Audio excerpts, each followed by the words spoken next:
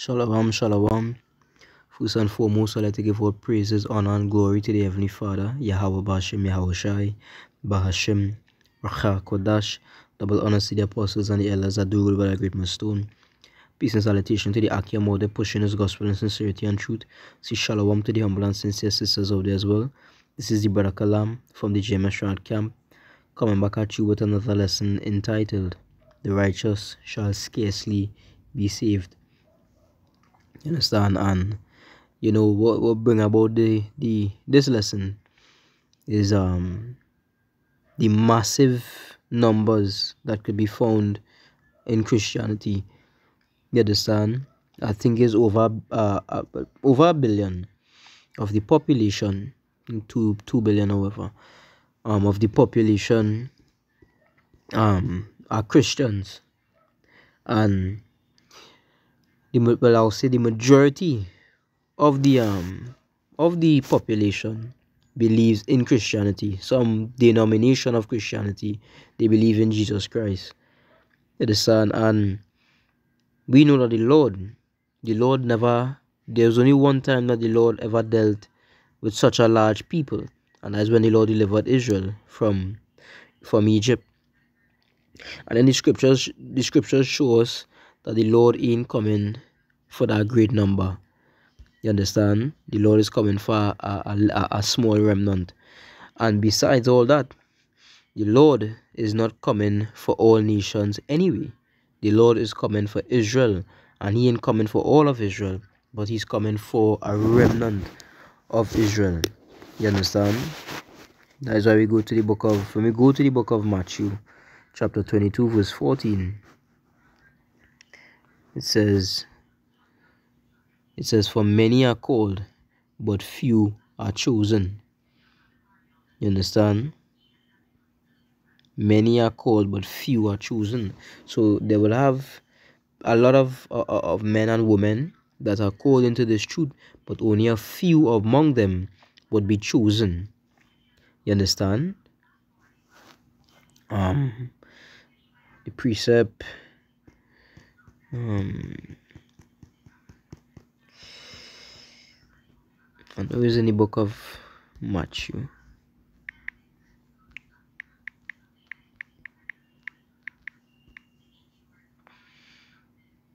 Right, 7. The book of Matthew chapter 7 verse 13, it says, Enter ye in at the straight gate, for wide is the gate, and broad is the way that leadeth to destruction, and many there be which go in thereat.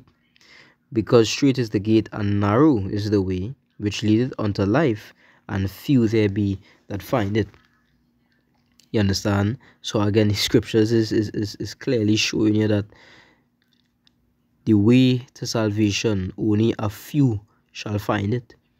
You understand? Because a majority of these people, they are in darkness. You know, and that billions of Christians, they are going to die. You know? No way. The elect, you know, possibly, you know, could be, have members of the elect that's still in these churches, and they have to, you know, come out. They would come out. But that large number, the Lord ain't dealing with that large number. You understand? We know about the 144,000, and you know that multitude, the large multitude as well. But that large multitude is still a grain of salt compared to the whole world.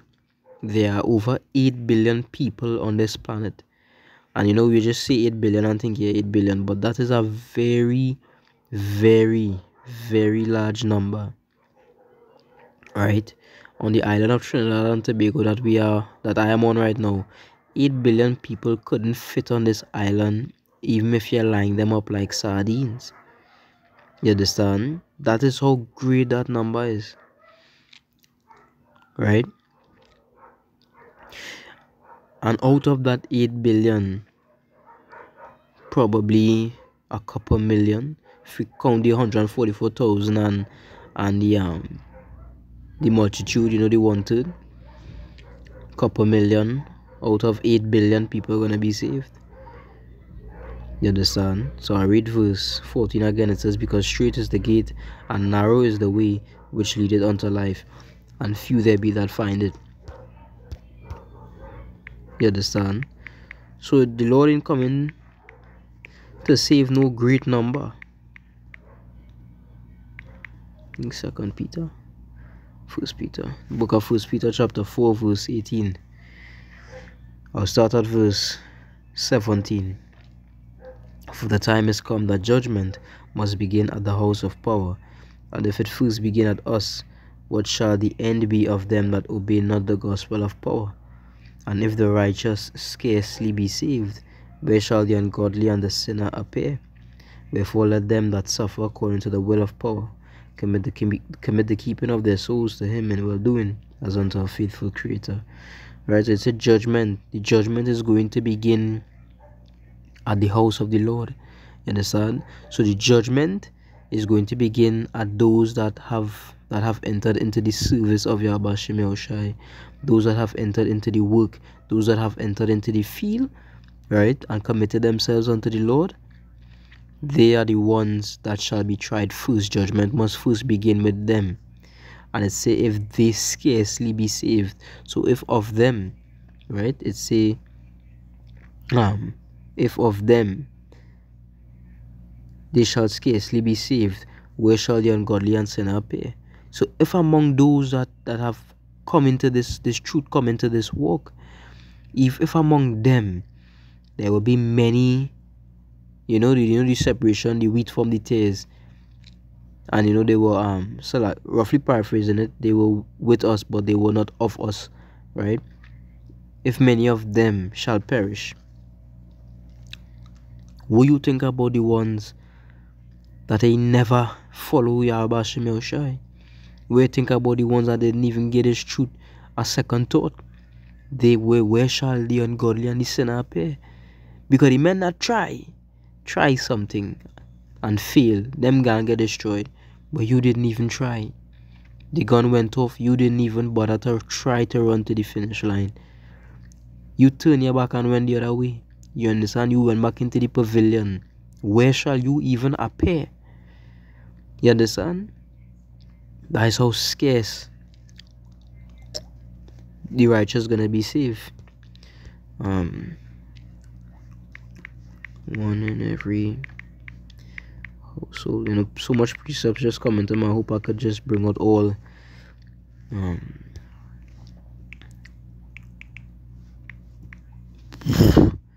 Select.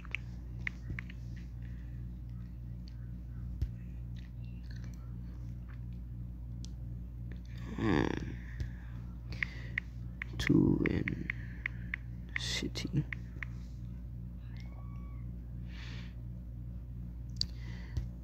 Salakia. Book of Jeremiah chapter 3 verse 14. It says, turn, O backsliding children, saith the Lord, for I am married unto you, and I will take you one of a city, and two of a family, and I will bring you to Zion. You understand? So the Lord is taking one of a city and two of a family. You understand? I think the scripture talk about the two women grinding at the mill or working in the field, roughly paraphrasing, and one shall be taken and the other shall be left. Right? Let me see if I could find that one.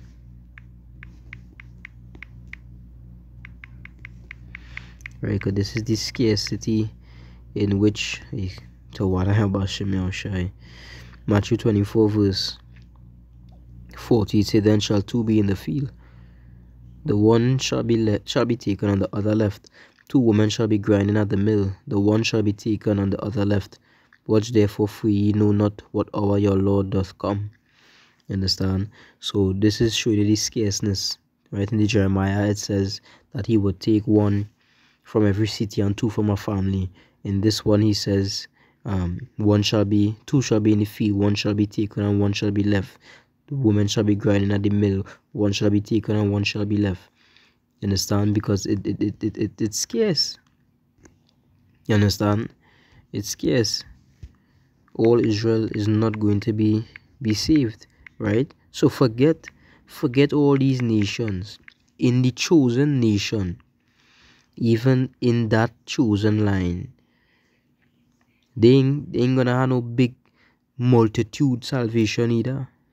You understand? It's going to be as a remnant. Book of Isaiah chapter 10 verse 22, it says, "For though thy people Israel be as the sand of the sea, yet a remnant of them shall return. The consumption decreed shall overflow with righteousness." Right, so the Lord saying it here himself, though Israel be as the sand of the sea, which is true. We are as the sand of the sea, and we are as the stars of the sky. So even though Israel in this large multitude, only a remnant of that great multitude gonna receive salvation.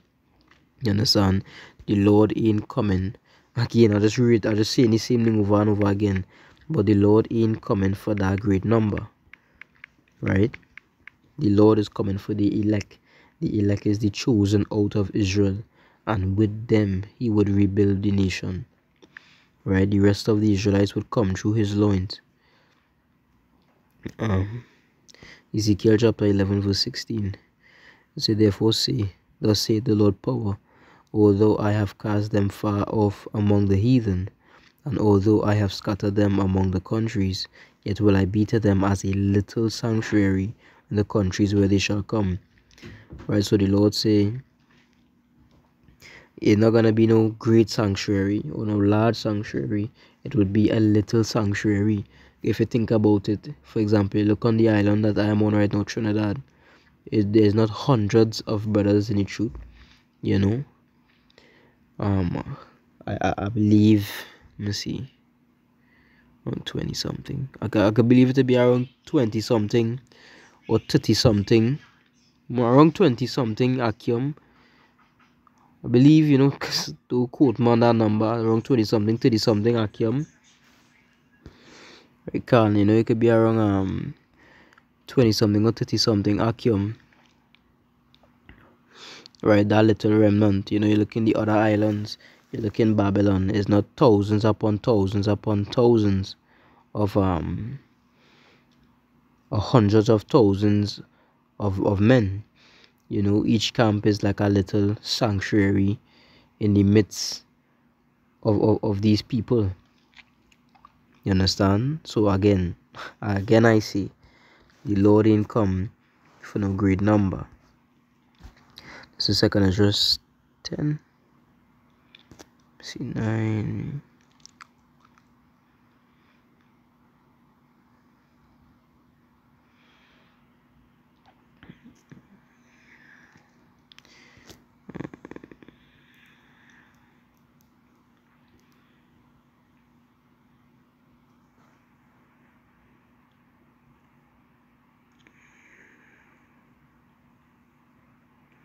I would read this one here. This is 2nd Ezra chapter 7. Started off at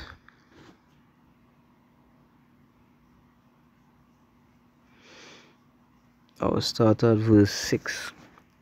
It says, "There is also another thing. A city is builded and set upon a broad field, and is full of all good things. The entrance thereof is narrow, and is set in a dangerous place to fall, like as if there were a fire on the right hand, and on the left a deep water, and on one only part between them both, even between the fire and the water, so small that there could but one man go there at once. If this city now were given unto a man for an inheritance, if he never shall pass the danger set before it, how shall he receive this inheritance? And I said, It is so, Lord. Then said he unto me, Even so also is Israel's portion." Jump down to verse 12. It said, "Then were the entrances of this world made narrow, full of sorrow and travail. They are but few and evil, full of perils and very painful. For the entrances of the elder world were wide and sure, and brought immortal fruit." Right. So the world that it is being that it is referring to is what we read from verse 6 to verse 9. Right. That city that is builded, that was built and set upon that broad field, and is full of good things. To enter into that city, you have to go through a narrow entrance that is set in a dangerous place to fall, a place full of sorrow and full of travail, and very narrow, full of evil and full of perils, and very painful. Right? That is the only way that a man may enter into the city. by travailing this dangerous path. And what that path is life. This walk that we walk in right now, right? We come into this truth and we go through the affliction and the persecution and all the torment and trouble. This is what we have to do to enter into the kingdom of heaven. The yoke we have to take up, right? So we could not do it by the way of the law, statutes, and commandments because of our imperfection. So the Lord gave us another work to toil at. You understand? He gave us another path, which is to follow Yahushua, right? And go through the afflictions and the sufferings as Yahushua went through and bear our cross so that we may be accepted into the kingdom of heaven. Right? The mercy that the Lord bless us with. But it go on to say that the elder world, it was wide. Can you understand? Because in Adam time, in Adam them, the Lord breathed that knowledge into them. He blessed them with that knowledge, statutes and commandments. And Adam didn't suffer. Adam had no suffering to go through. Eve had no suffering to go through. The Adamites had no suffering to go through. The Spirit was on them, and them was to be immortal, right? And to rule with a dominion. Let us make man in our image. Understand? They were to have that dominion over the beasts, over the earth. You understand? And be in that immortal, incorruptible state. Right? But because our sin crept in as the Lord purposed it, men fell, and the entrance of that became narrow. And that's why we had to suffer and toil and go through what we go through now to enter into the Eden, into this new Eden. You understand? 2 Ezra chapter 8 verse 1.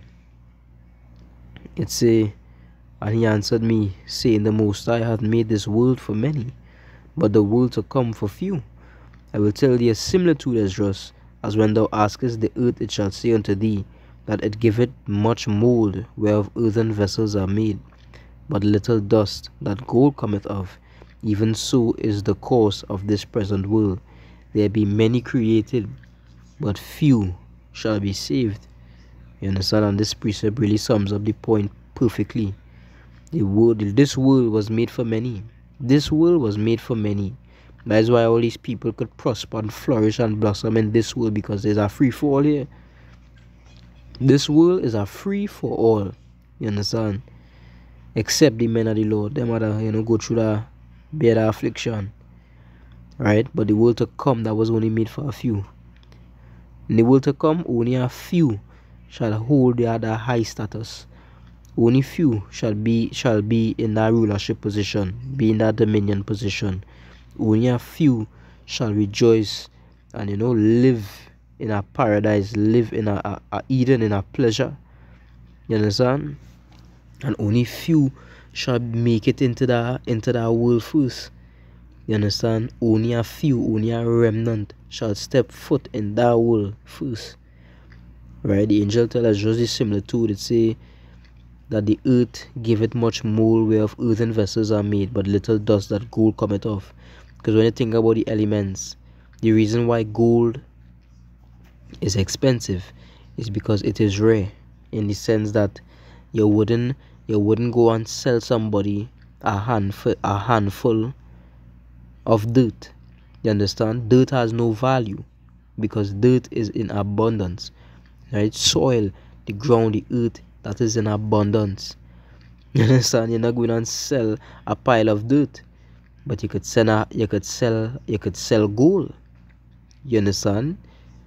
Because of it's rare, it's valuable. Right? It say it made many mold, whereon earthen vessels are made, pots.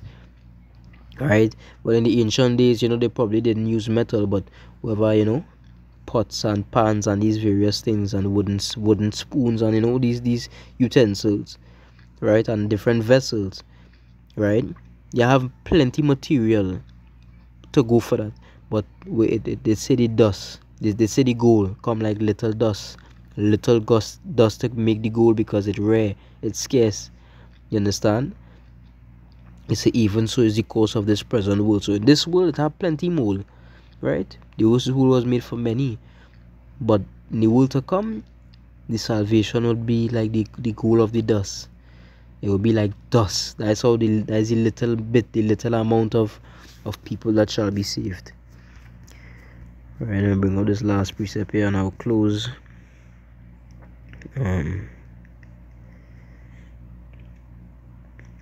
This is the book of 2 Ezra chapter 9 verse 15. It said, I have said before, and now do speak, and will speak it also hereafter, that there be many more of them which perish than of them which shall be saved. Like as a wave is greater than a drop. And he answered me, saying, like as the field is, so is also the seed. As the flowers be, such are the colors also. Such as the workman is, such also is the work. And as the husbandman is himself, so is his husbandry also. For it was the time of the world. Right? So he said, many more gonna perish than those that be saved. Like as a wave is greater than a drop. Now, if you on the beach, you are not going to see a drop inside a wave. Son, you're not going to see a drop of water in a wave. You're just going to see the wave. You're just going to see that body of water. And that is how scarce. That's how scarcely the righteous gonna be saved. Because a million cannot compare to 8 billion. A million is really like dust compared to 8 billion. You understand? So you know, with that, we hope this lesson was edifying, giving all praises, honor and glory to the Heavenly Father, Yahweh Bashem Yahushai, Bashem Makakwadash. Say Shalom.